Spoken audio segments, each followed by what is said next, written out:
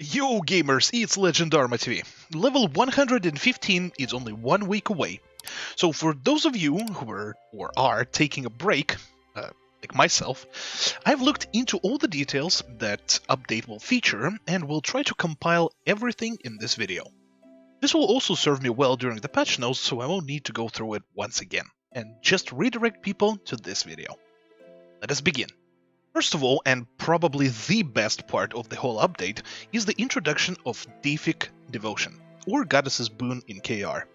This is a pity system for drops. Yes, now every raid you clear and don't get a shiny beam will fill up a bar. Once the bar reaches 100%, your next drop from that certain boss will be guaranteed. Every single relevant raid will have their own devotion bar. Let's say we do Cesare. On the first run she does not drop us an orange. This fills the devotion meter with 4%.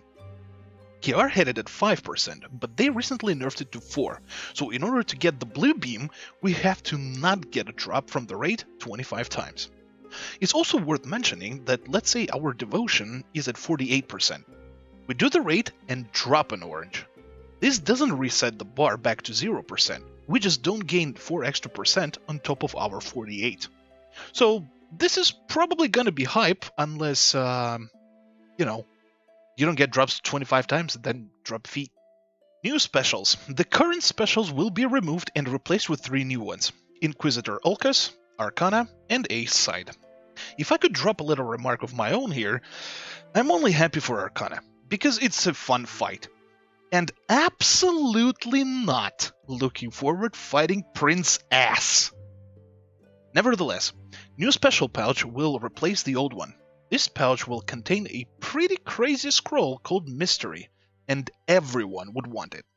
So expect to see people spam specials all the time. New gear.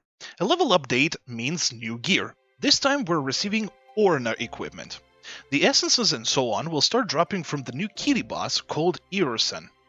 The stats on Orna obviously look quite strong. Full plus 15 set will further extend the max additional damage by 500, totaling at 7.5 thousand, and attack surplus by 1700, totaling at whooping 9.5k. Plus, of course, way more defense and critical resistance than archery. New free gear. Of course, for those who are not ready at all, everyone will receive a free plus 12 Milletian gear, already scrolled plus all the 105 accessories with it. Also, the amount of Jarden steals needed to enhance archery equipment has been reduced, so upgrading shall be somewhat doable. New kitty boxes. This is quite huge because the new kitty boxes will have a chance to drop a new kitty necklace. And guess what? It has both plus 2 balance and plus 2 critical base on it. Which means that infusing it will be so much easier. New Red Moon Energy Dungeon, Hilder Forest Ruins, nothing much new here, except for one item that will be quite crucial for Orna gear. New Enhancement Elixir. Yes, in order to enhance Orna, you will need a superior Enhancement Elixir.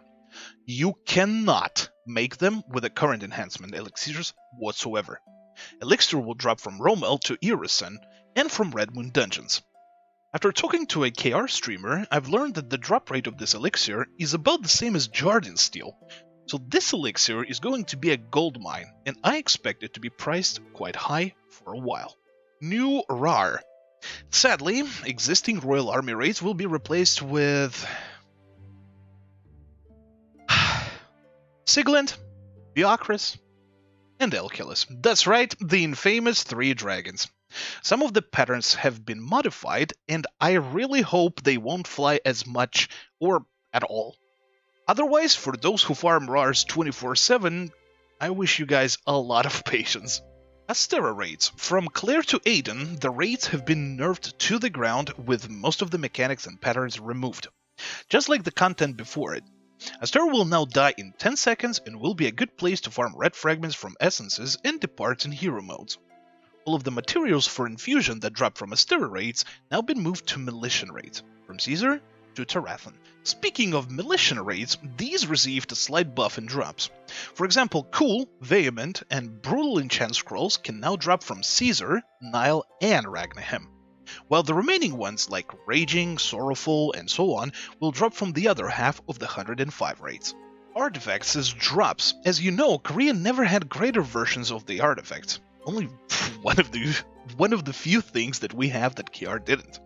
Now these drop from Ardua raids and apparently can be sold on the market, which greatly decreases the time spent to grind for one, trading in PvP Arena for 69 hours, and also allows to make some bank with. And that's pretty much everything major to look forward in the level 115 update that is dropping next Tuesday. A lot of things are looking quite promising, so hopefully it'll be fun. Thank you so much for watching. Don't forget to subscribe to the channel for future videos. Love you 3000, stay safe, and see you next time.